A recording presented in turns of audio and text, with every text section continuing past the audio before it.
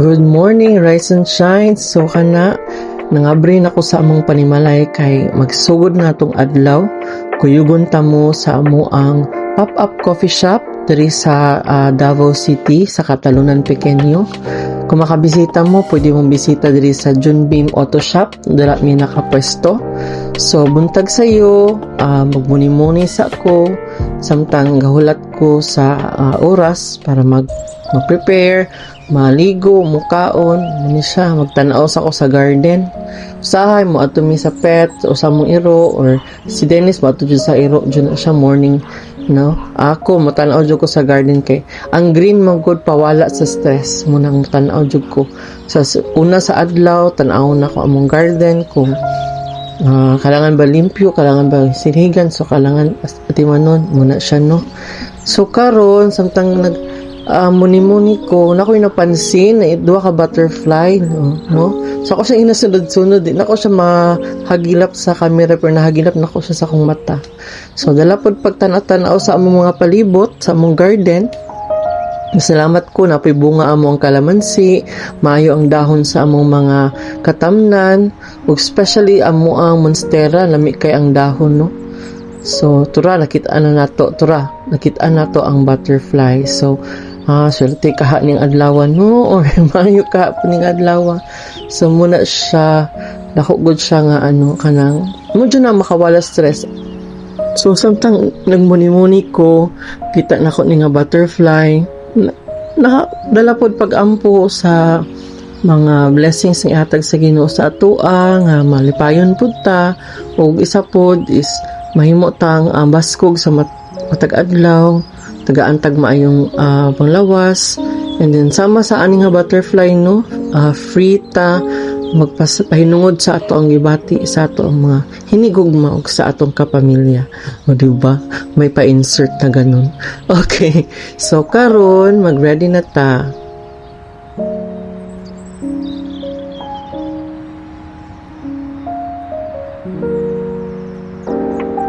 Ayan, nakamata na pud amo ang baby boy, no? Mo dyan siya muntag, mag-good morning dyan siya og mag-kiss. Then kuyugan pa ko niya, kana daw siya nakitaan na kuan kanang sa basurahan, yadang limpyuhon, no? So karon mag-ready naming duwa sa among buhatonon sa karon nga adlaw.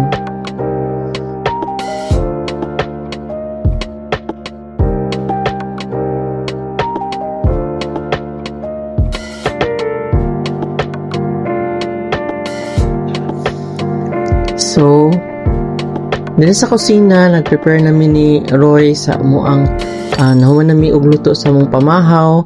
Amo na lang gidugang is ang amo ang pangbaon na pansit canton, og samtang nag-prepare pa po ko pabukal para sa pansit canton, nag-ihap na ko sa halin kahapon og ang sa mga gasto unon karong adlaw, no, kay napo ko mga kumpra. And then nag-atiman po ko sa mga orders na ahead, kaya na may naghulat na, nagpa-order na daan. So, nag-text na sila daan nga mo nilang order. So, sabi mo yun sila nga order ko daan, hapiton lang na mo, kani nga mga kape, anang orasa. So, po yung mga customer nga magpabook o magpa-reserve daan og kape. No, nagakwenta ko sa tanan-tanan namong buhatonon, kumprahonon, and then nag-change ako og order slip para sa bag-o na mo ang adlaw. Per date amo ang order slip, no?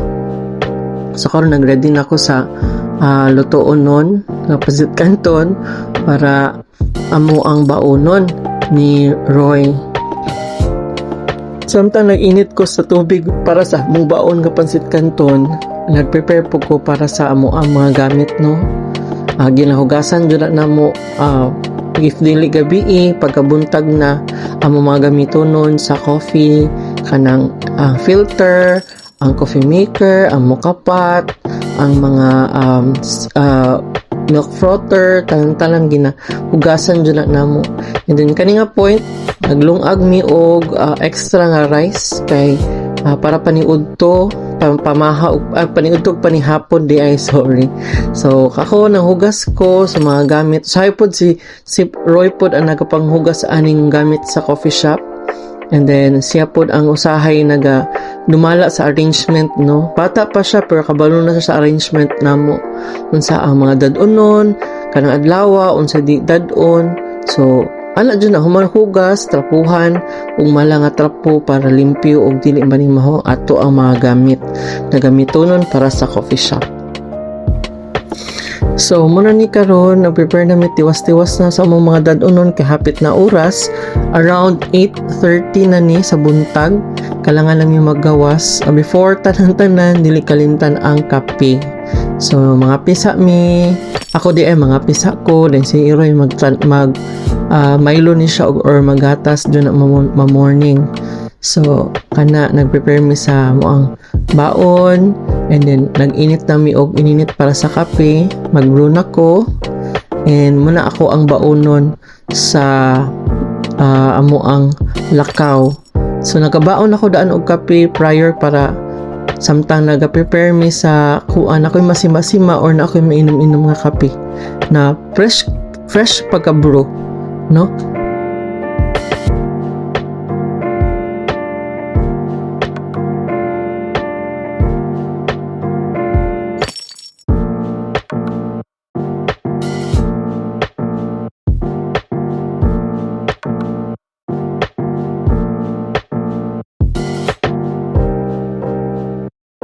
So, kani di ang kape nga akong i-prepare is freshly brew espresso with a Spanish syrup.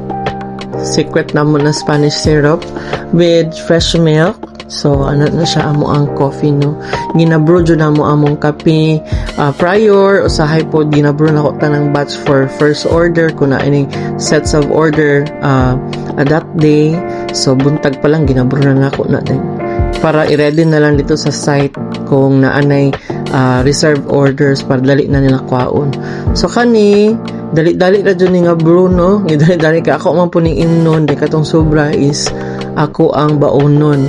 Muni siya ang cappuccino Spanish. So ang diffusion na mo ang Spanish latte o ang cappuccino kay lami jud kay ni siya. Wala pa na ako ni na-upload sa among menu pero lami jud na siya. So kani nga point na-prepare na ko sa mo ang baonon kay ningon siya nga mukaon daw siya og kuan sa mga unsa daw mi og kuan pamahaw balik kay nagpan naman gud mi kanina og kape nga gusto siya mukaon na ning pansit canton. Hala sige pakanon na to atong bata og pansit canton kay gilamian daw siya ani nga kuan kay lami daw ikaon. Hala mga unsa mi og pag-prepare na mi paingon sa amo ang venue. So, wala na ako na-record among biyahe, no? Kaya lahi po, kung mag-record pa kung nag-drive. So, nag-una na dahil si Riami sa amo ang location. There is a Junbeam Car Wash. Nag-ready na siya daan. So, na-ready na po amo ang setup, na mong lamisa and everything. So, pasalamat po kung nakoy kauban jud sa kaninga buhat, no? Ay, karong adlaw, mangumpra po ko sa mga gamitonon sa coffee shop. And then, namin mga errands nga tuon para sa akong bana. And then kani akong ang kagapay bag-o lang jud ni si Riami pero kuha na jud niya tanan amo ang galawan. Kani pod si Roy, kabalo na pod siya sa iyahang buhatonon. Kabalo na siya nga siya ang assign sa baso, siya ang assign sa butane kung asa nakabutang ang butane, siya ang assign sa tubig, kaming duwa ni Riami ang assign sa arrangement.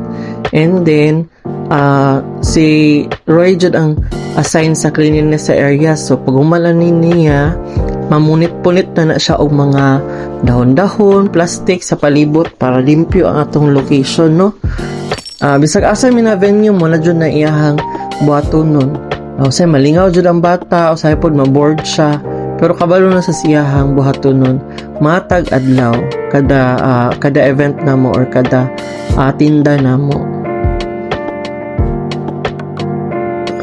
So, kani nga moment, nagdali-dali na mi sa amo ang mga lihok kay kauno na ang mga orders katong reservation before mi mag-open officially sa among shop. So, nanay nag-car wash na po'y nag-order para sa ilaha. So, mo dyan yung pinaka kuanjud basta maabtan pag customer. 10 a.m. ang among open diri sa car wash. It's because ang mga customers nagaagi sila by 9 to 10 a.m. Uban papauli, ang uban kay padulungay pa og trabaho. So open na mi prior 10 a.m. mga 9 a.m. open na pud mi. So na mga mag-reserve kwaon na nila sa balay, habiton nila sa balay or diri mismo sa amang pop-up shop. So schedule na mo is Tuesday to Sunday, off me or wala, close me mag Monday.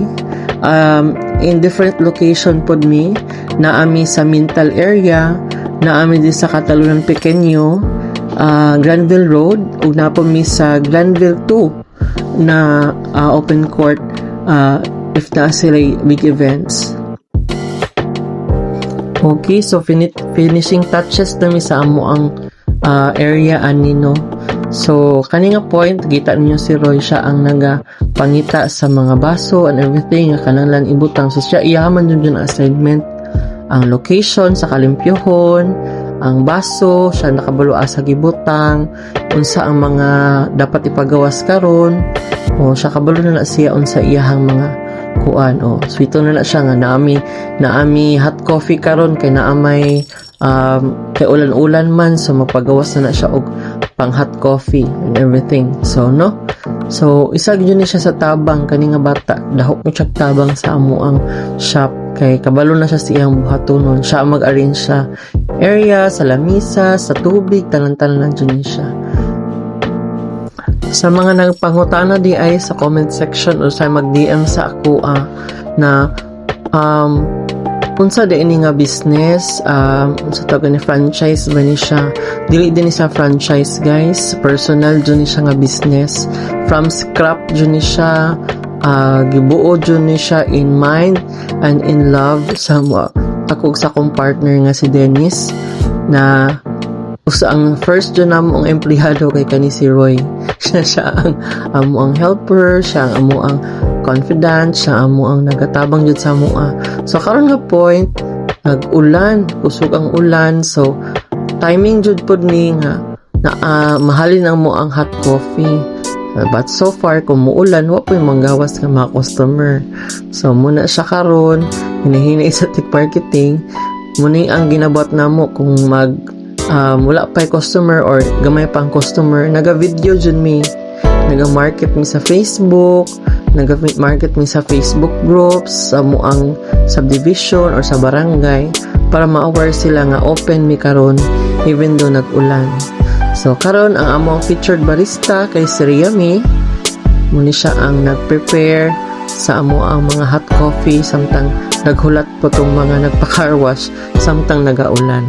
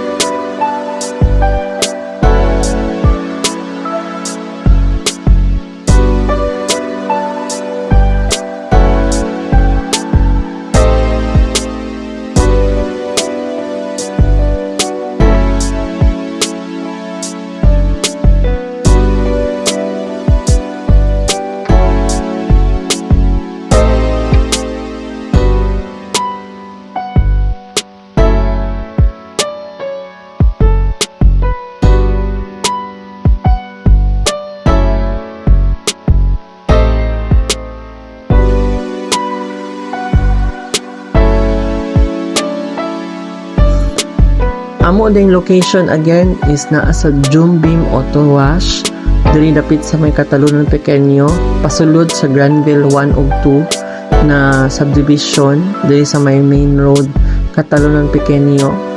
And then ang among services na ami hot coffee, na po iced coffee, and aside sa among iced coffee, hot coffee, na po mi mga non-coffee drinks and choices. napon mi mga sandwiches and uban nga mga assorted snacks na gina-featured every day. Open pod mi sa any events like kasal, seminars, mga day, or any school activities or non-school activities. Open pod mi for any invites.